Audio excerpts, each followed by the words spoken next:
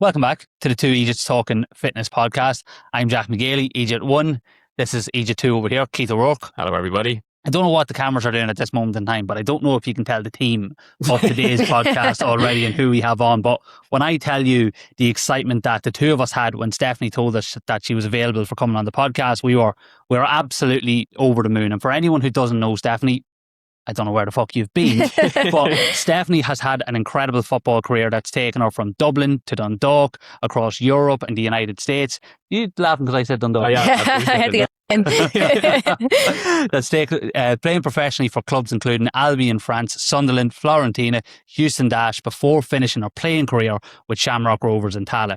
She won 58 caps for Ireland over a 14-year career, scoring 14 goals along the way. Away from football, you might have seen her on Dancing with the Stars or pushing herself through Ultimate Hell Week, doing burpees in Dundrum Shopping Centre with a Skechers event. That's where that was a mad. But anyway, the moment that introduced Stephanie Zambra to millions across the world came back in 2014. Her unbelievable volley for Peamount United, which was nominated for the FIFA Puskas Awards for the best goal in world football. She finished second in the world ahead of names like Cristiano Ronaldo, Lionel Messi, Robin van Persie and Zlatan Ibrahimovic. Today we're talking about her journey both on the pitch and what's come after that. Stephanie Zambra, welcome to the podcast. Thank you very much. That was a great introduction. Great to have you on. Very much. I you actually so much for forget coming some on. of the stuff that's happened throughout my career. Remember that? I always make sure that my introductions are just like, I get so excited doing it. Like the whole, about 80% of the podcast, I spend about 20 minutes on. The introduction, I'm like, right, It has to be. this is my bit. Yeah. This is my bit. But you've had plenty to talk about. But just before we get into it, like, take us back to 2014. That goal, 2 touches and an unbelievable volley into the back of the net. That was against Wexford Youths. And from the research that I found, that 95 people were watching that. How does that come about that Zurich comes calling that, here, we need you at this really small ceremony? Yeah. No, look, from Ferry Carrick to Zurich is a mad story, isn't it? I think the whole thing, I've obviously talked about it loads over the years. It's been like the whole experience was unbelievable in terms of how it went from what happened to where it went to. Obviously, none of us ever kind of thought that was going to happen. Although I remember one of the girls at the games laughed it off and stuff. But yeah, it was lucky, I suppose, in terms of the fact that it was caught on camera, because a lot of our games wouldn't have been recorded back then. Thankfully, it's changed since then. I think most people are now, we could get another one of those. We better have a camera up. But we were lucky that John Flood, the Westford manager at the time, was actually recording the game in Ferry Carrick and caught the goal on camera. And I remember after the game, we went up. We used to always get a curry up in the clubhouse in Ferry Carrick after the games, and we were having our food, and John caught me over and had it on the computer and showed it to me, and I was just like, oh Jesus, yeah, that actually was quite good. And it's one of them ones, like I have 2 older brothers, and I was with Dean at the time too, very, very young at that stage, but they'd all be they'd slag a lot, you know, in terms of if I told my brother I scored a cracker, it would be like, yeah, I'm sure it hit off your shin. But it was nice to be able to have the video. So all I was thinking was, I want to show Dean and I want to show my brothers and my dad. I remember, because it was just after half time, my dad was just coming. I think he missed it. He says he didn't miss it, but obviously it was caught on camera. He had a cup of coffee in his hand, and he kind of obviously maybe seen it, but didn't get a chance to properly see it. So to have it on camera, my dad went to every single one of my games and stuff, so it was brilliant. And obviously it was unbelievable getting to go to the Ballon d'Or awards ceremony, as I said, with my dad, Dean, my brother Eric, my older brother came with us. It was an unbelievable experience just to be in that company, and to be there on merit was quite nice, you know, that way, just to be able to say like a goal I scored in football was being looked at by some of the best in the world, or around some of the best in the world, was pretty special. So it was a crazy time, but as I said, I think it really did come down to look at the end of the day that the camera was there. When you said that about luck, I didn't know what way you were going to say that the camera was there. I was like, that was not down to luck. Lucky that the camera was there, but like the years of that you put in beforehand to get there, like probably after the goal 10, 20, 30 seconds later, you're probably saying that was a cracker. You know? But then like, you never think anymore, but you just move on. You just get on with the game, yeah. How does that, just out of curiosity more for myself and anything else, what happens there? So does Zora contact Peamount United and say... It was actually mad. The whole experience was everything that happened. And every time I talk about it, I always just say it was mental, absolutely mental, because how it went from me scoring a goal to it going viral and being on the news and people talking about it, and then obviously getting nominated for the Puskas. So I was playing in France at the time. I'd gone over to France in the September.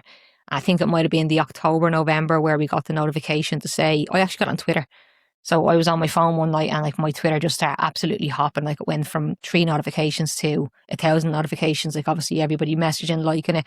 And I was kind of like, what's going on here? So I clicked into it after training and seeing a tweet from FIFA saying the nominees for the Puskas and my name was on it. Like, and it was just like, what is going on now? I think they did go through the FAI and Piedmont eventually, but that's where I seen it first was on Twitter. And I remember ringing Dean and being like, have you seen this? Like, what's going on? And it was funny because I'd been back home a couple of weeks beforehand. I went to watch, remember Eileen Gleeson obviously was with Piedmont, but I think she was with, there was a match for UCD Waves. It was in Wayside Celtic actually. Went to watch a game and it was Wexford were playing and Nikki Sinnis, who I played with at Piedmont, her dad was there. And he said something to my dad. I was like, oh, I hear that goal's going to get nominated for a FIFA award and all that. And we were just like, completely like, what's he on about? Like, you know, that kind of way. And it was like almost, that's not true. Like, and we hadn't heard that at this stage. And then obviously when that happened, we were like, Jesus, he must have heard something somewhere about this. So it was just mental how it took off, as I said, from it going viral to being all over the place to having so many like footballers and stuff comment on it, and then obviously getting nominated for a FIFA Puskas award was pretty incredible, to be honest with you. And I just kind of tried to ride the wave as best I could. I think throughout the time, there's loads of times I actually just wanted to try and promote the league, try and promote women's football, because I think so many people didn't know enough about women's football, and there was an element of, oh, that was jammy, it was lucky. People were saying that it was AI, this sort of stuff, but I think it put more eyes on the game and it helped us be able to promote women's football, which looking back is probably the bigger picture, you know. And obviously for myself at the time, it was an incredible experience to go to a FIFA award ceremony, as I said, to bring my family and people that were there throughout my whole career for me and kept pushing me and always supporting me, to bring them to something like that was pretty special. But overall, I think the bigger picture was the limelight that it put on the women's game, and thankfully it's pushed on since then even more. Yeah, no, absolutely. Big time. And you've been, I think one of the things like that's so, let's say, inspiring even for us from looking at your career is that you have always been such an advocate for the women's game, like just for football in general. Like you're such an incredible footballer, but like that, even what you're doing now with like the champion coaching and everything is so, there's so much of that of like getting young girls and stuff into football and keeping them in football and everything, which is, like you said, it's great that you have the international career, and it's great that you had such a great career, but also like that legacy of how much attention you brought to like women's football in Ireland and like the international setup and everything as well is just such a great legacy to have behind the sport as well, you know? Yeah, no, thank you. That's a nice way of putting it. I think for me, like football's given me so much. Like I came from a very working class family in Shankill, grew up in a council estate, absolutely loved playing football, and I don't know what I would have done if I didn't have football, you know? I look back and kind of my school, I wasn't great in school. Like I was quite clever, but I never really applied myself. The only thing I ever applied myself to was football, and that's why I'm probably such a big advocate for young people now. And like we try to kind of help them, and we've obviously given a lot of advice and tried to help young players over the years. And obviously through Champion, that's given us even more of a, I suppose, access to young players, and we're always open to. Myself and Dean, my husband, obviously had a very good career in the League of Ireland too. So we've both got a lot from football, and I suppose we're big advocates of trying to give back in whatever way we can. And as I said, football's probably the one thing I've stuck at my whole life. So it's there's no getting away from it. And even if I wanted to, I don't know what other route I'd go down, you know, that way. So it's probably here or nowhere, to be honest with you. Yeah, it's interesting. That was one of the questions you're going to ask further on down the line, which we'll get into. So I think one of the big things, Stephanie, with chatting to you today, obviously we want to get into, you know, the kind of life after football and the coaching side of things. Champion, obviously, which is just such an awesome organization that we want to get into. Being coaches, we're obviously very passionate about the impact you can have on other people's lives through coaching and whatnot, particularly from a younger age. But I think we'd be remiss, we're two clear fanboys sitting here in front of you with the two Ireland jerseys on us here, without having to get a chat through the career in some capacity. Obviously, incredible career playing, obviously with the Irish clubs over here, playing at Piedmont, playing at Shamrocks and whatnot, but then playing in, you know, Italy, playing over in France, playing over in the UK, like such an incredible career. But I think anyone in Ireland that puts on the green jersey just goes to like a status of legend. Is the kind of thing that most of us would have dreamed about growing up, of like playing for your country, representing your country in some capacity. Is there any particular moment for you, let's say representing Ireland, playing for Ireland, that stands out for you where maybe in the moment you were like, wow, this is incredible? Yeah, honestly, I don't want to sound corny, but I think nearly every moment I walked on the pitch, I had that, like, I know that sounds mad. I think any of the girls you speak to, and I'm sure the lads would be similar, it's just an unbelievable moment, like walking out on the pitch with the jersey on, your family in the crowd cheering you on, your friends, everyone proud of you. You know you're representing your country, and there's nothing comes close to that. I think my home debut was in Cork. I always remember it. And my granny, who's no longer with us at the moment, was there.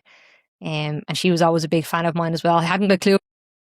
I always knew how much I loved it, and she was there with my dad and my brother and my dad's partner at the time, or my dad's partner were there as well. Like, and it was an amazing experience because I came on late in the game and I scored the winner, and it was like, I'm a striker, so I'm really player. You always want to score the goals. But like in that time, it was just looking back, it was probably the best moments, in terms of this is the start of it now. I have to kick on, and that's something that I always say. I don't want to go into my preacher mode here, but I always say to young players, like, they're the moments that like can build you up, but they can also make you kind of settle. So for me, it was always, it made me want more. That way, getting that buzz of scoring for my country, getting a winner, an important goal with my family in the crowd, it was like, right, I want more of this. Like, I don't want this to be the end of it. And yeah, that's probably one that stands out. But as I said, I think every time I put the Ireland jersey on, I was just like, this is unbelievable. And like when I eventually retired from playing, like I can't put that this can be. But yeah, I always say every time I played for Ireland, it was just an incredible experience. And then, as I said, as a striker, growing up, scoring goals is probably even better. Yeah. I think that even just that, I know you kind of, with the champion coaching, you kind of cover some mindset stuff with the younger athletes. That mindset of like, when you score your first goal, it's not like, oh, I've made it. It's like, oh, it's amazing, I've made it, but I want more. And not even in a selfish way, but like there's more, you have more in the tank than you want to. I think that's how you have such a successful career, and how anyone, let's say, has a successful career in sport, is that you're not just do the thing and then settles. Because I'm assuming, I'm not a professional athlete, but I'm assuming you get left behind very quickly if that can be the case, or it's easy to get left behind. Yeah, and that's it. Like, I think everyone's like, the reality of it is that sport is rootless.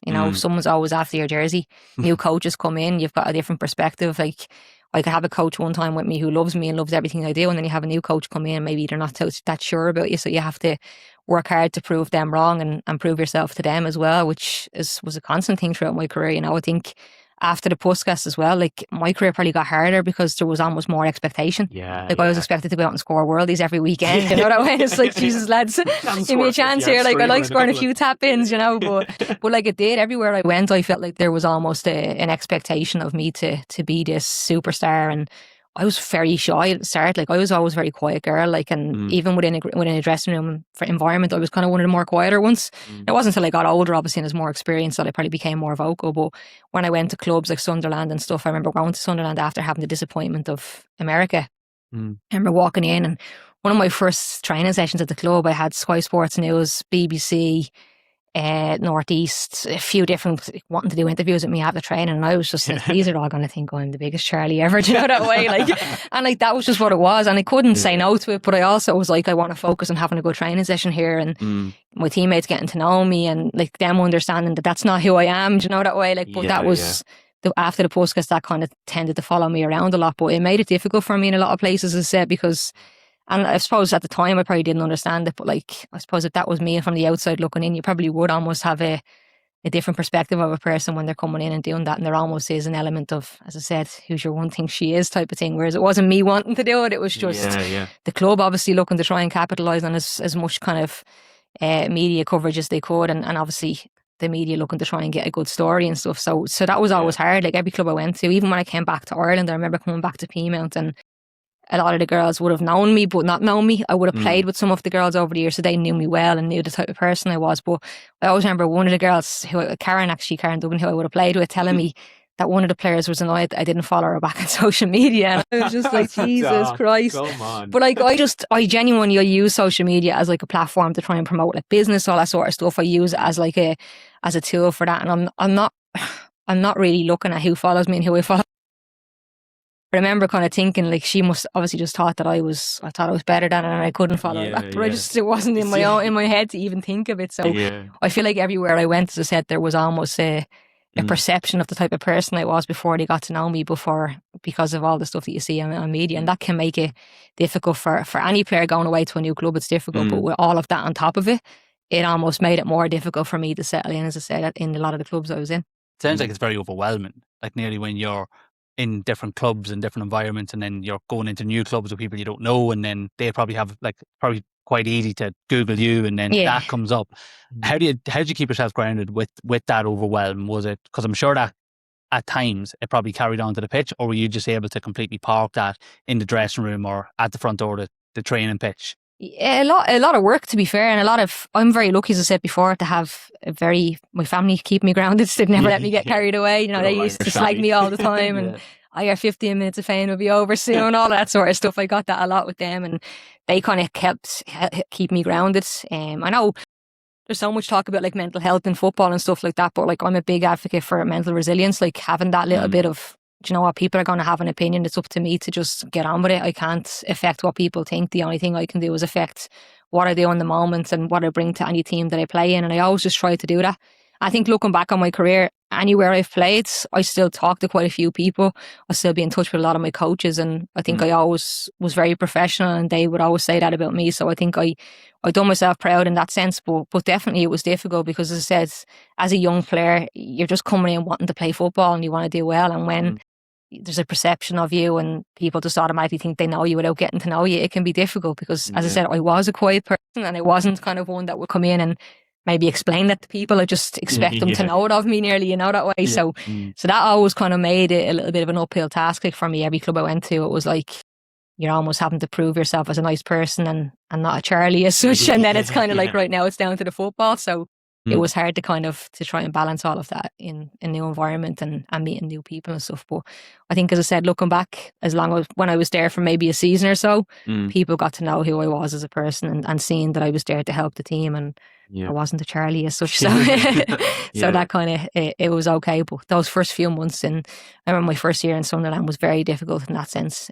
just settling in and getting to know people and getting them to know me and understand that type of person I am and that I do want to be here to help the team. I'm not here for my own gain or anything like that. I was always very professional and that sort of stuff. So once I kind of settled in most clubs, I think they realised that about me pretty quick. A bit more difficult in the countries where I didn't speak the language. When I went to Italy, that was probably another one where it was difficult I had a few people who would have known me or would have spoke English and were able to kind of get my character and my personality straight away. But when there's a language barrier as well as everything else, that can take time. But again, I think after playing there for 6 months or so, then people realise the type of person I am, and you're able to settle in and then properly focus on your football, which is what you want to do, really, isn't it? Yeah, exactly. Yeah, because we were talking about that beforehand of internet, or let's say professional level sport, professional level football in particular, where you could just transfer to a new club that's in a different country, and then it's not just hey, I'm playing for a new club. You're going into a new team full of other competitive people that potentially see you as competition when you first come in there,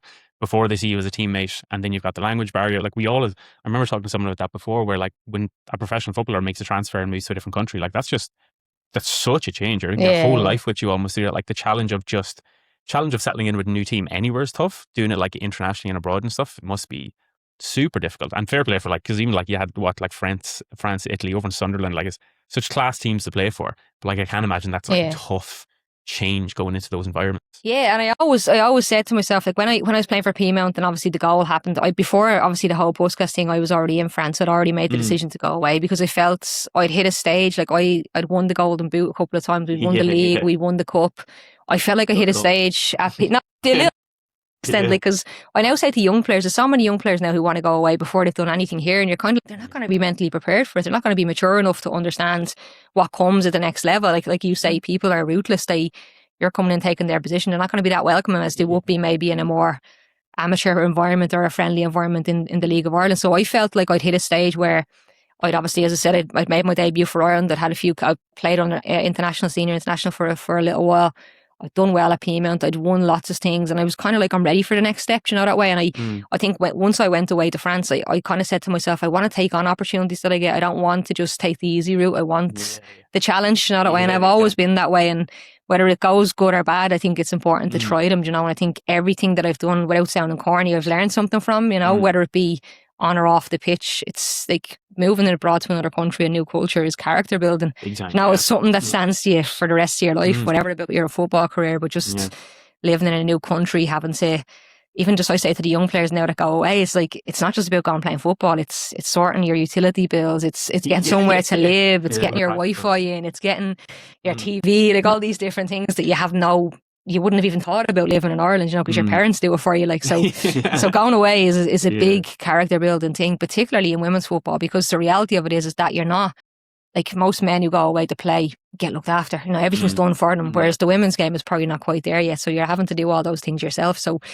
for me, I always wanted to challenge myself with doing that and going to new environments. And I was, part of my thought process is that I want to travel as much as I can. I want to go and see different countries. I want to put myself outside my comfort zone and try new things. And thankfully I got to do that. Like, obviously with the Irish team, we got to travel to some unbelievable places. But even with my own kind of club career, I got to go to France and Italy and had those experiences. And it's definitely something, as I said, that will stick with me, not just on the pitch, for a long time to come. Loads of stuff that I learned and the character building that it brought with it. Like, so definitely I think it's been a great time for me in terms of everything that I've learned. But I look back on my career now, and it's funny because I think because of the whole postcast thing was like the biggest thing everyone ever seen, and obviously it was huge in Ireland. Nothing I'd done in my career after that could really compete with that, that way. So it's hard, like, because when I look back on my career, I'm like, I'm actually very proud of what I've done. But like other people, like, there's obviously I had a bad injury and stuff in 2018, and that set me back for a while. And I feel like every time I talk on a podcast, I talk about the negative things, and it's kind of like, I actually had a good career. I enjoyed my career, and when I look back on it, I'm always kind of, that was good. I done everything I could there, that way. I done everything the right way, and that's all you can do as a player, is try to be as professional as you can, give yourself the club that you're with and stuff like that. But I think it's easy to look at the negatives because sport is like that in general. There's probably in reality more lows than there are highs, but it's the highs that you look back on, and like the moments, as I said, that I've had it with my international teammates, the clubs that I've played at. Like, so honestly, some of the things that have happened throughout my career is absolutely mental. Like, honestly, so it's always nice to look. But as I said, I always look back on it quite fondly now, and I'm probably not as hard on myself as I was when I was a player. I would have been very, very hard on myself. If things didn't go perfect, or if I felt like maybe something didn't go the way I wanted it to go, I'd hold it. I'd nearly be too hard on myself about it, whereas now I look back and I kind of go, do you know what? Some of the things that happened, like, were bound to happen with the environment that I was in and different things like that. So I'm kind of, I look back on it now a little bit more fondly and maybe not so hard on myself as such. Oh, but like that's, like you're saying at the beginning, us two being like fanboys, like the whole, it's definitely that trait that I think a lot of high performers have, that you are critical of everything you do if you're not like perfect all the time, because you set such high bars for yourself. But like, if you take a step back and look at it from our perspective, we're like, oh my God, she was like a professional athlete. She was playing in different team with this team. Ireland, like, it's such an awesome career, and the fact that you sought out those challenges. It wasn't just a kid, and I don't mean to be sitting here blowing smoke or anything, but like the fact that I will. But the fact that you sought out those challenges, because it could have, I don't mean this in a rude, but it could have been easy to just stay in Ireland and win the Golden Boot every year and just have like a comfortable little career. It still would have been an incredible career, but like it could have been easy to do that and not seek those challenges out. Like you said, you learn so much from it. You become such a massive inspiration for like the next generation of players coming through that are like, geez, I'd love to play over here. I'd love to play in Sunderland and get that experience over there. So I think it's such a, it's you have had an incredible career, and who might say this, but just like, I think that I understand that high level where people put that pressure on themselves, but from the outside looking in, it's like unreal, like genuine. Really, appreciate that. One of the things that you were chatting about, and this word or this phrase will stick in my head, is that mental resilience, because it's probably something that you don't realize you're building as it's going on. When you're getting all these highs and then these lows are coming with, the different things that are happening. Like, and this is probably how we can get into sort of the coaching side of things. Like, how important do you feel that mental resilience is? Do you feel like it's one of the most important things that any young athlete should start, recognizing that it's something that they're building through playing some form of sport? 100%. I do think it's probably something that I built throughout my career as well. I didn't have it at the start, I'll be totally honest. When I was younger, I probably blamed everybody else, and coach doesn't like me and they're playing me out of position. This is not how I would have had that. So I understand young players, like one of the big things we always have from young players that come to us, our parents that come to us, it's their confidence. Coach doesn't like them, they're playing out of position, all these different types of things. And I was sitting there kind of going, I understand it from a coach's perspective now, so I'm probably a little bit more grounded in understanding why all these things happen. But for me, definitely at that age, I would have been the same. So now obviously I've had the career ads, and I look back and I take what I have from my career. I'm able to kind of say to them, look, it's not about what the coach is. Like, if the coach doesn't like you, that's probably yourself thinking that. They probably don't actually have a problem with you. It's just easy to look at it from that point of view. So I always just say, look, just do what you have to do. All you can do is prepare the right way, train the right way, and have absolutely no excuses, because if you're kind of letting all that negativity into your head, you'll just stop doing what you're meant to be doing. You know, that way, like, and I always say control the controllable. I know it sounds so cringy, but you have to, like, if like, even towards the end of my career, like, I didn't play a little bit at Rovers towards the end of my last season, and I remember being so frustrated because, I don't want to sound arrogant here, but I thought we were a better player. Like, I don't pick the team. I don't get to decide who plays, and all I can do is just be ready. Like, I remember at 35, 34 years of age, going to do my runs on a Sunday if I didn't play and stuff like that. And like, the players are looking at me going, "Where are you doing that for?" Like, you know, you don't need to do it at this stage. But I was like, well, if I play next week and I'm not ready, that's proving the coach right, you know. I want to be able to go on and say, I've done everything the right way. I'm playing as well as I can play when I do play, and that's all you can do. So I think for me, that mental resilience was built over a long period of time. It was dealing with setbacks, whether it be internationally with my international team or coaches, or at club level. You're always gonna. I'm quite stubborn as well. I think that stands to me a little bit, you know, in terms of I want to prove people wrong. If I know somebody doesn't like me as a player, or not that they don't like you, that's probably a bad way of putting it, but you're not their type of player as such. Like, I'll be like, right, I'm gonna prove them wrong. I'm gonna get better at the things that they want me to be better at, and that was kind of something that helped me throughout my career. But I just think it's a huge thing now, because as I said, and I'm not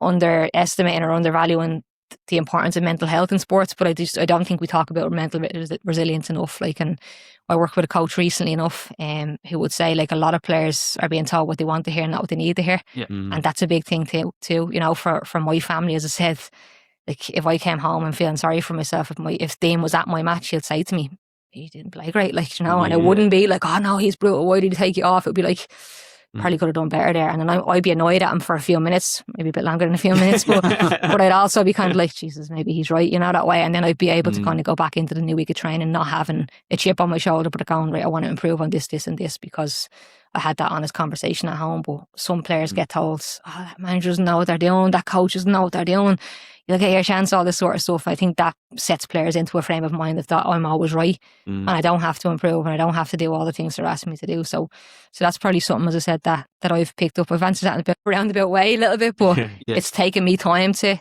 mentally have that in my mind, in terms of having that resilience and understanding of, look, you can just control what you can control, but don't ever use things as an excuse to down tools and not do your job, like, as such. Yeah, no, exactly. Like, it's like, mental resilience isn't a let's have a 5-minute chat about it and then we'll have it covered. It, like you said, it's something that you've built over the years, and like, definitely one of the things, and we were just chatting about this before we came on air, it's like, you know, it's very easy to blame other things. And one of the things that someone told me a couple of years ago, that if you pass blame at someone else, you might have one finger pointing out that way, but you've got 3 fingers pointing back this way. So it's a very interesting concept to go, right, maybe you just need to look at in the mirror a little bit.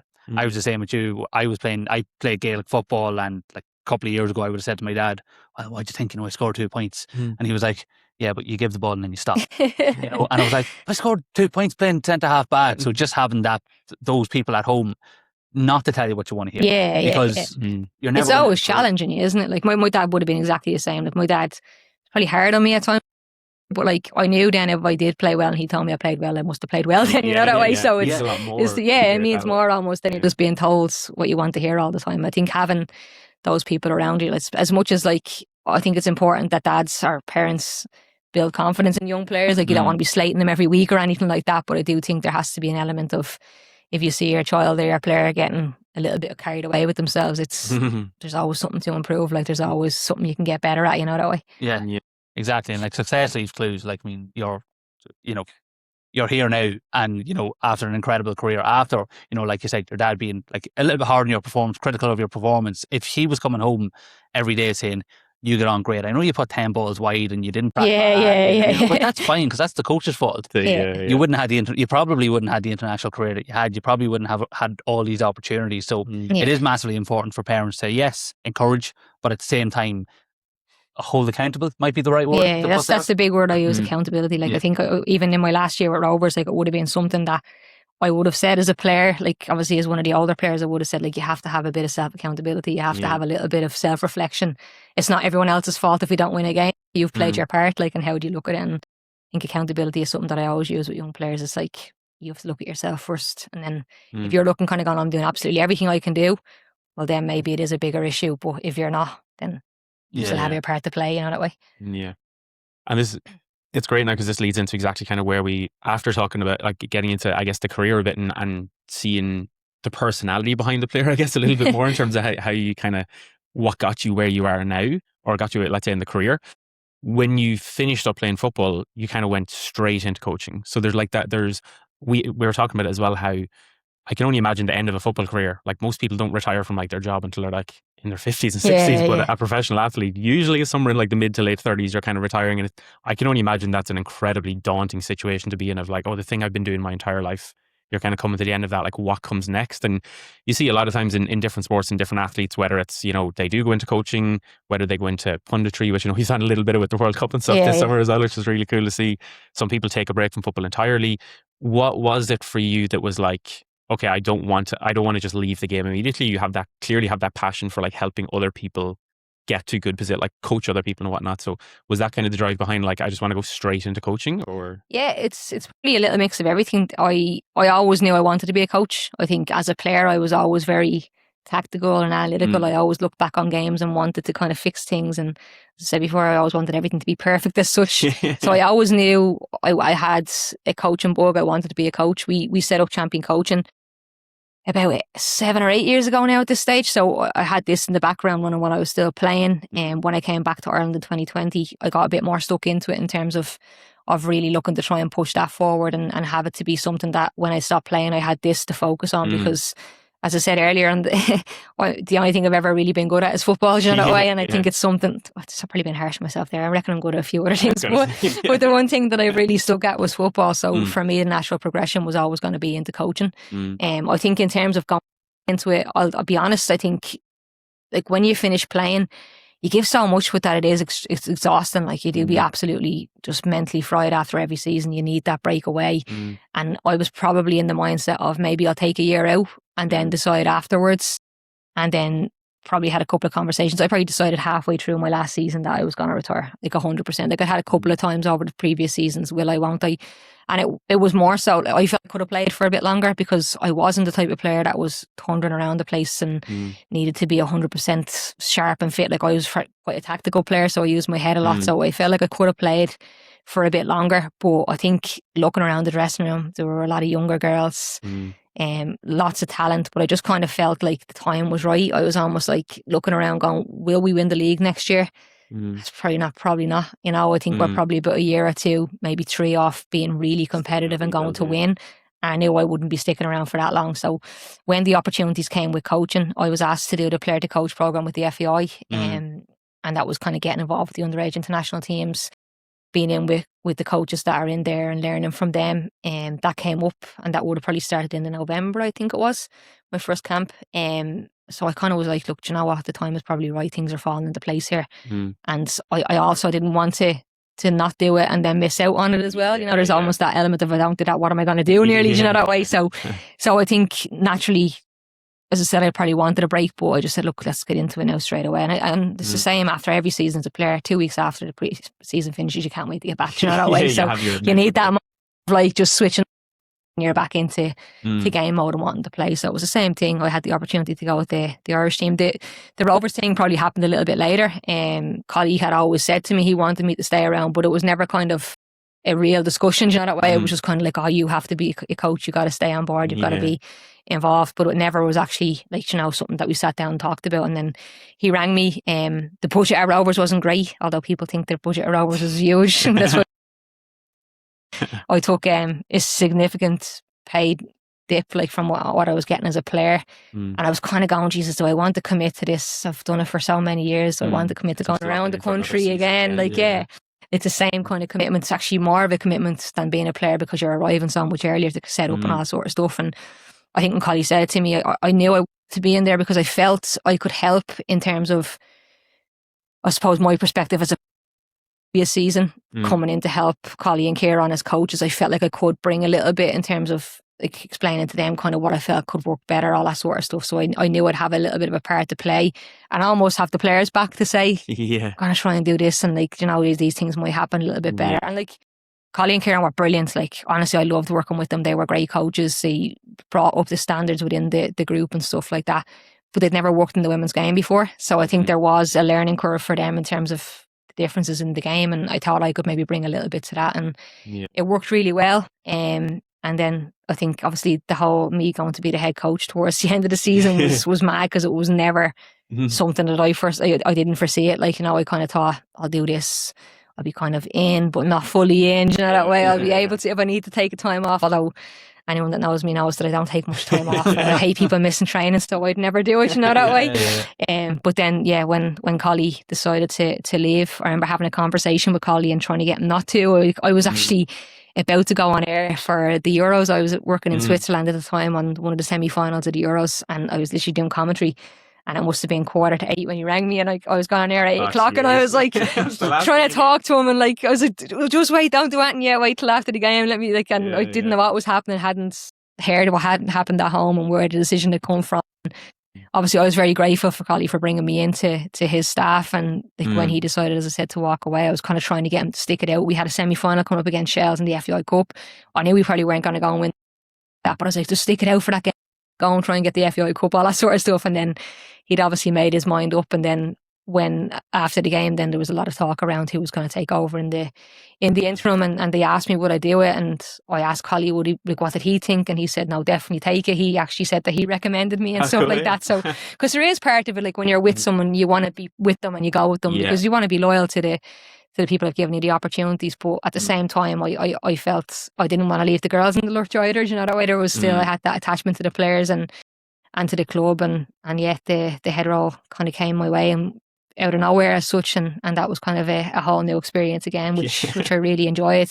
But it was all a bit mad how it all came about. But in terms of coaching, I've always knew I wanted to be a coach. Did I think I'd be a head coach 6 months after I finished playing? Probably not. But it's all been a great learning experience. I can only imagine that's like the idea of like, oh, will I, won't I stay on coach? And then like a year or so later, you're in that kind of situation. It's some pressure to be put kind of in that. Again, it's another one of those situations where you put yourself in the situation where you end up with those challenges coming your way, and it's like, why not take it? See how it's that happens to you. Like it would have been one of those things that like you can overthink it and go, oh Jesus, am I ready for this? Do I want to do this? But I knew it was going to be an interim role, see how it goes, and thankfully it went quite well. I think we worked with a good group of staff. The players seemed to buy into what we were trying to do. I probably didn't make major changes because it's so hard to do that when you've coming towards the end of the season and a coach has just left. But I think overall it was a good experience. I learned a lot. I think, as I said, the girls respected what we tried to do. We brought great staff together in kind of quick. It was like, right, who can we get in? Got Paul O'Reilly to come with me. He was brilliant. Obviously, a couple of the other staff stayed as well. So we had a good group there working with the players. So definitely enjoyed it. But probably something that wasn't expected at that stage. I also love the behind the scenes of the fact you were just about to go into commentary. I was sitting there going, the scenes stories. I can't talk, I have to go. And like I could see who was the on? It was on with Des. Everyone was kind of looking at me going, is she on the phone? Often like 15. You don't want to know what's going on here. You went from in a relatively short space of time, like a player to a sort of traditional coach working with one team to now working as a, I suppose, the type, I'm going to make an own title up for you, but the director of sort of a coaching academy sort of thing. How does that go how does, I suppose, that mindset work in terms of like going from the traditional player, sort of, I suppose, at what would be a traditional coaching with one team to now running an academy, I suppose? Yeah, it's funny because I think everything that I've done, like obviously loads of people talk about as when you go into being a coach, you take bits from different people that you've worked with over the years. For me, I've probably been quite lucky that the environments that I've been in, like I was in with the under-17s with James Scott. I've done a little bit with the 19s with Keith O'Halloran. I've obviously worked in schools, working with kids from junior and senior infants to working with elite level players to obviously the managers that I've worked with throughout my career. I've learned from everyone, I've got a little piece from everything. I've learned like about patience. I've learned about dealing with players, communication. I think the biggest thing as a head coach that I've learned, and even from myself as a player, it's getting players to want to play for you. It's getting them to like you, getting them to buy into what you're trying to get them to do. And like that's something that I would have always driven home at Rovers when I was there. It was like, this is a collaborative effort. If you aren't in on this, I'm not going to be successful, and if I'm not fully in it, you're not going to be successful. So that was always something that I tried to drive home there, and that's something that I think will take into my coaching career. It's that, yes, it's all well and good being able to plan a great session, to plan for a season. They're all big things, but if you don't have that personal connection with players, you're just going to lose them straight away, do you know, that way. So I think everything that I've done over the last 7 to 8 years with champion coaching, as I said, having the patience to work with junior, senior infants, working with players that never played football before, getting them to learn the basic techniques of football, to then working with elite level players. Like there's so many different things in between that have helped me probably become the coach I've become so soon. And obviously I've still a lot to learn as a coach, but I definitely feel like everything that I've done is kind of have taught me something in some way or another that's hopefully going to stand to me as I go into kind of the later stages of my career as a coach.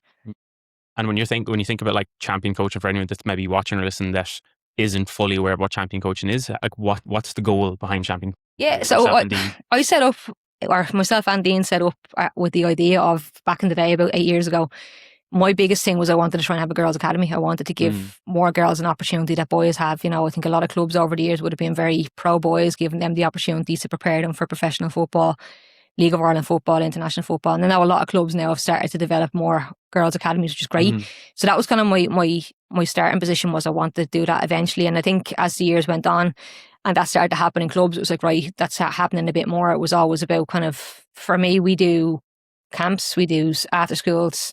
They're kind of our day-to-day things, but my passion is working with elite level players. It's trying to help them understand what it takes to be a footballer. I think there's so much more to being a footballer than just what you do on the pitch. Yeah. And that's where we started our girls' clinics last year. We launched them last year with the idea of trying to, I suppose, give, how do I say this without sounding like I know everything, because I don't know everything, but like myself and Dean have had good careers in terms of, like, Dean's been a League of Ireland player while working a full-time job and balancing football he's done it for like over 20 years. He was the captain of 2 of the clubs he played for, with Longford and Bray. He obviously came away with me for a little bit, played in America, played in the UK. So he's had a really good career in balancing work and football and putting football first and being so professional throughout it. I've obviously played international football. I've had the highs and lows, the mad things that could happen in football. Everything's happened, you know, that way. So there was almost an element of, right, how can we pass on our knowledge to try and prepare these young players? And the girls' clinic is where we brought it from. And we've been asked to do boys' ones as well, actually. But for the girls, it was really trying to, because I think so many young players in Ireland think they know what it takes to be professional, but they don't actually know it until they're there. And sometimes it can be a big shock to the system. You know, when you go away to your first, even if you go into your first international camp or your first DDSL trial, or it can be like, Jesus Christ, what's happening here? You know, that way. And it can be a bit daunting. So the girls' clinic was a big thing for us in terms of just trying to prepare young girls for what professional football looks like, or what the next level looks like. And the clinics have been really successful. We had one there last week, which went really well. We had 2 last year. I think a lot of the parents and the players that come to us, we had a couple of girls from the under-17s League of Ireland last week, which was great, because they're the players that I think, again, I spoke about it earlier, like, I think some players think when they get to that level they've made it. I'm in there, I'm doing it, and it's like, nah, it's the start of it. Like, this is where you need to push on and be doing extra. So it was great to have that group in with us. But yeah, that's probably one of our bigger ones at the moment. But we do a range of different things. We obviously, we love football. We want to be involved, and we're very lucky to be able to do that. Dean actually has a full-time job as well, which he's been brilliant. Obviously, I'm on the pitch all the time, and he's going to work 9 to 5 and then coming back and doing my evening sessions for me now at the moment. We do small group sessions, we do one-to-ones. We do a little bit of corporate events as well. We do like corporate days out and stuff like that, like football events and stuff, going in and doing talks with health and wellness and all that sort of stuff too. So we cover a range of different things, but overall my plan from the start was to try and give, it's open to as a lot of our stuff, but it was always kind of thinking, how can we help some of the younger girls in the country get used to having the same thing as boys now? Thankfully, as I said, football has improved in Ireland. Women's, the girls teams are being a little bit more looked after in every club, and there are things in place. But yeah, that's probably it in a nutshell. I don't know if I've done it justice there. I've probably given you about 150 things, but yeah, it's something that we're both very passionate about, and it's something that I love that we're able to do. It's tough work, but it's it's exciting to be able to work for yourself and work in football. Yeah, no, I think it's absolutely incredible. Like, I know it, like myself, and I'm not trying to make plans for my 14-week-old. Sign her up. I'm like, she is hidden. But no, I think it's incredibly important for any like child to get involved in some sort of sports. Like you said, for the the meeting friends, for learning patience, for learning winning and losing, and again, might be a bit controversial or whatever, but for that mental resilience and being told that, life, you're going to be dealt punches, you're going to lose probably a lot more than you're going to win. So I just think like from that, and then obviously working through and then getting into something like that would be absolutely incredible for them. And then learning the skills of football if they enjoy it, because like I think most kids in Ireland have had some experience with football, and it's probably the most enjoyable times of your life. Yeah. And I see you guys as well. Are you doing the, because I remember when like playing football when I was younger, like 16, 17, you had all the coaches that were like getting their UEFA B license and their UEFA license. You're in the middle of doing the UEFA A license. You see how's it going? Good. It's again something that I always wanted to do. I probably wanted to get on it earlier, but when you're playing, you kind of don't focus on that. You're kind of like, just want to play. I got my B license a few years back and kind of wanted to do the A license, and it wasn't probably until I finished that I really focused on getting it. So I'm nearly there now. I've got pretty much all my assignments done. I've done a lot of my sessions.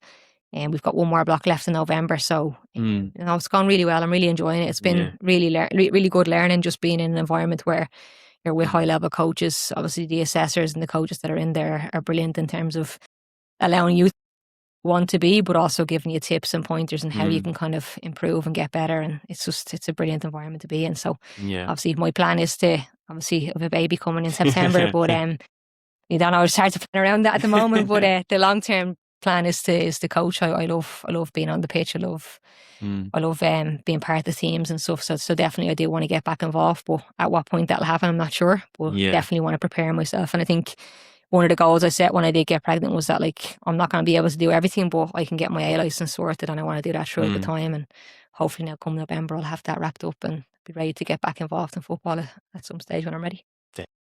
Well, that sounds incredible. Just sort of before we get on to our final part, what does I suppose life after playing look like? Not as a coach, but sort of as Stephanie, who when you were into fitness was very much being ready for selection. I suppose. What does that look like now when you're not getting ready for a match on a Saturday or a Sunday? What just in general, how have you been able to manage with that cope of sort of structure to now you're left to your own thing?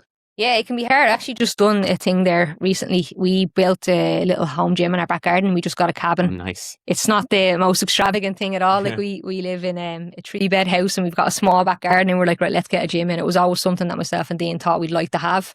And thankfully we've kind of made it a reality now. It's brilliant. We've got a great little setup for ourselves. So getting that in was probably like what you say. I think as a footballer, you almost have that self-motivation because you want to be fit for playing. Whereas when you stop playing and you're working all day, you're coaching in the evenings, it can be so hard to get to the gym and do your workout. And again, you probably go and just do a random workout. There's no real plan to what you're doing. So with building the gym out the back garden, we were like, right, at least now we've no excuse. We can go and do a session, we can have a little bit of a plan in place as to what we want to try and do. Dean actually is an S&C as well. Like he would have worked, he went to college and done that. So he works in that side of things as well. So he's given me a program throughout my pregnancy to kind of keep me going. And I always said I wanted to try stay active during pregnancy. So he's been quite helpful with that. And then obviously postpartum, I'd like to try and get myself back as fit as I can when my body is ready and stuff as well. So having the gym there will help with that. But I think both of us, like we're both very competitive in our own way. So we almost drive each other a little.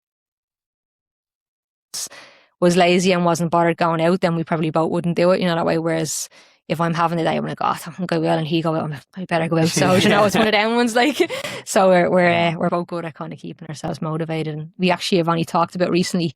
We were looking at the Tricas and the High Rocks and all that. And I was like, Jesus, would I do it? Because I know I definitely wouldn't do a marathon. I just don't have the patience to do the training for that. But I was like, those Tricas look quite good. I might maybe when we have the baby, that could be something that we could plan in 2027. So we've already talked about kind of having something to train towards as such. So so we'll see what happens now come next year. They're very crack, the Tricas. And they just look unbelievable. Every time I see people doing them, it's like, it looks like it's a bit of crack. And it's mad saying that because it looks like torture, but it looks like good fun. We were chatting, we had someone else in the podcast where we were talking about like High Rocks events, which is similar to Trica. And we were saying beforehand that like in terms of us coaching people, when people sign up and they're like, I want to do a High Rocks or I want to do a Trica, if there's someone that's coming from any kind of like a GA or like a football background, you're gonna nail it. Yeah. You just have that competitiveness. You have this like the endurance already, kind of just a good base level. Yeah. Like it's just learning, like doing it all together. It's doing it all together just to get used to doing it. But it is because it just scratches that competitive itch when you don't have it as you kind of maybe used to have it, you know. Yeah, and you miss it. You do. Like as I said, both me and Andy now are both retired, and we always would have been very competitive. So just trying to think of, right, how do we get this? How can we get that competitive edge back? And that just was something that came up to her. Actually, Dean, my sister-in-law, asked Dean would he do it with her, and it was like the week after or something. And he was like, or in 11 days, and he was like, no, I'm not doing it yet. No, I wouldn't be able to go and do it without having any training. So we were talking about it then, going, geez, maybe that's something that we could do and plan towards doing next year. So yeah, we'll always have something to keep us hopefully motivated and on track to keep fit. Yeah. If you ever think about doing a marathon, like just think again, because it's fucking shit. No, it's awful. I done the mini marathon last year, was it? And like that was 10k, and it's not that I can't do the running, I just get bored. I get bored running for that length of time. I'm like, this has to be over soon. Like, Jonah has like the big sign, like 5k to go. You're like, oh Jesus Christ! like I can only imagine what the marathons are like. So no, don't ever see myself doing that. But I done the Dublin Marathon in 2024. Like, how do you tell when someone's done a marathon? But I remember, again, just running around Dublin in October with loads of people running, and I'm like, never again. It's just the most, no. It's good for a coach to be saying, Anna, a marathon. Let's edit this out. Don't do a marathon. I love doing marathons. Yeah. Then you're a psycho. If you like doing marathons, do marathons. Anyway, Stephanie, we don't want to take up a whole lot more of your time. It's been an absolute pleasure having you on here. We do have one final section of this podcast where it's nothing that's going to catch you out or anything, but Keith asks you some sort of like quick fire questions, just to learn a little bit more about you and your personality and what you like and what you don't like and all of those things. If you're happy enough to go ahead with it. Of course, I'm sure also everyone check out Champion Coaching, because it's awesome. Even like the information you have in like the social media page and everything is class. Yeah, we need to get better at social media. We're poor at social media. We're so focused on actually doing good sessions that we don't ever get good content. So that's our we need to get better at the content side of things, but we're getting there. Okay, so quick fire question, Stephanie. Barry's or Lions? Jesus. Big one to start off. I wouldn't know the difference, but I think we've Lions at home. I'm not that kind of, that's not Barry's or that's not Lions. We buy Lions, It's very funny. I was saying this before. Every house always has one that they go for. Yeah, it is. Chinese or shipper? Chinese. Do you have a specific one? There's one down the road from us called Ling's in Newtown. Someone said that already. Yeah, it's really Someone nice. else might have said that already. Really nice, to be fair. What's your all-time favourite jersey? Jeez, do you know what? My have so many jerseys. Like, we buy all the retro all of the time. I actually really like this one you have on. I have the green one with the orange stripes up here, or the white stripes up here. It's a lovely one too. I don't know if I could pick. We're big United fans, so we've got a lot of the old school United jerseys as well. I'm trying to think of the United jerseys that I have. Which one would be my favourite? With the V-neck almost. We have that. I like the 99 jersey as well. The one they wore. The little zip. That's probably one of my better ones. And then the one with the lace as well is quite nice. Yes, but we've honest to God, if you've seen the jerseys we have at home, we've so many. And we're always like, why do we keep buying? But we look. And then I was player swapping jerseys. I have a Spanish jersey. What else do I have? I have a couple. I would have done it, but I wouldn't have done a lot, because a lot of the time I know the girls now get an extra jersey to swap, but we wouldn't have. So I always wanted to keep my own jersey. Do you know that way? So there was always kind of You're like, no, this is mine. Okay, this is the random one we ask people. I'm actually going to change it up a little bit. Would you rather fight 100 chickens or one horse-sized chicken? Really, a big one? Yeah.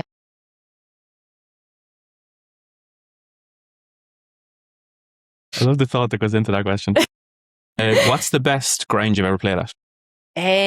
We played in San Jose with the Irish team against the USA, and it was lovely. I think it was called It had a sponsor, I can't even remember what it was, but it was a great, really nice ground. It was only about a 30 to 35,000 seater stadium, but it was quite full and it was like really compact. I always remember thinking that was class. We played in the Rose Bowl as well, which was pretty expensive. cool. Yeah, back in the day with the Irish team too. But that always stands to me, the San Jose game against the USA. We lost the game now, but the atmosphere was pretty cool, like, and the stadium was pretty cool. I can imagine those stadiums where it is kind of compact on top of you. The atmosphere is just I prefer that, like when it's really open and there's maybe not as many people there. It can be a little bit like I never liked is it the Roma Stadium that has the run track around it? Like the stadium's amazing. Far away from you, it doesn't have the same energy to it. What's one thing that you miss about being a professional footballer, and one thing that you don't? I don't miss pre-season. I hate pre-season. I don't like. I was talking about the marathon. I don't like running. I've done it because I had to do it, but it wouldn't be my favourite thing to do. And then just miss the dressing room, I suppose. You know, like we had such a good group with the Irish team over the years. We great camaraderie, like, and even now we'd still meet up. We try to meet up at Christmas time, a few of us, and we have a WhatsApp group that doesn't always happen. It doesn't always sync up, but we would have always had a very good dressing room and good banter, a few good nights out and stuff like that. So definitely that side of it. I probably should say stuff on the pitch, shouldn't I? But I'm saying stuff on the pitch. I mean, I miss playing, but like it's definitely the dressing room side of things you miss. The on the pitch stuff is better when the off the pitch stuff is also exactly good too. Yeah. What's the last movie you watched? Or do you even have time for movies these days? We actually watched Mystic River on Netflix the other night. So me and Dean are like have this thing now against Netflix movies because they're always terrible. They'll always have one actor in it and obviously their whole budget. We've literally said we're not watching it if it's a Netflix movie. So loads of the older River the other night, and it's definitely we've seen this, but we watched it again and it was really good. I love going to the cinema. I haven't been to the cinema in ages though, so that's the last film I remember watching. It was actually quite good. If you have 3 hours, The Odyssey is out at the minute. I'm actually planning to go to that tomorrow for Dean's birthday tomorrow, so I'm booked to go. It's good. Don't see it in 4DX though. I've seen someone do that and the chairs are shaking all over the place. Oh, it looks God. insane. Is there any book you recommend a young athlete read? Jesus. My husband always gives out to me and says I don't read enough. I started reading Bill Belichick's book. Oh, yeah. Dean would be a big NFL fan, and I've obviously fell into that a little bit with him over the years. And obviously his relationship with Tom Brady and the New England Patriots and all over the years, Dean would have always been very, like, watched it and talked a lot about it. So I've started reading that. I'm not that far through it yet, but it's good so far. I think for a coach, even for me as a coach, it's lots of learning in it. So I'd say that one. I've read quite a few. All I really read is autobiographies, like football autobiographies. I'm not a real. I think now that I'm a coach, I'm probably getting more into reading kind of more coaching stuff and learning more about the game. But yeah, I'd probably say that one's probably that could be quite beneficial to especially coaches, as I said. So yeah, one of the best coaches. I haven't read his book, but I've heard a lot about it. It's meant to be very, very good. So that'll be on the to-do list now when I go today. And is there any final advice you'd give to young athletes, particularly, let's say, young girls trying to get into sport in Ireland that might, even maybe their parents that are watching or seeing this podcast? I'd say for any young player, it's enjoy it as best you can. Don't ever feel like you have to get from just starting out to being a professional straight away, because that's something that will come in later years. Just enjoy it, have as much fun as possible. Try and play where you're with your friends and you're happy. That's the most important thing at a young age. And then, as I said, as you get older, then it becomes a little bit more, there's more decision making to be made in terms of playing at a higher level. But at the start, it's just about enjoying it. Like, I absolutely loved playing. I played in the street with my friends. Like, that was what got me into football, just being out with the lads playing football. And obviously joined the team then and I went from there. But the most important thing is that you enjoy it. And for any parent, don't pressure them. Just let them enjoy it, because the more you put pressure on them, you think you're doing good from them, but the more chance. Like, I played with so many players over the year who were so good, but they fell away from football because there was too much expectation and pressure on them. You know? So just let them make their own kind of road. And then obviously when it gets to the stage where there is decisions to be made, that's when parents can help. But yeah, the most important thing is that they enjoy it. Bit of street football. It doesn't get played as much anymore. No, and it was where everyone fell in love with the game on the street. Deadly. Right, great. All good? That was very helpful, yeah. That was... Yeah.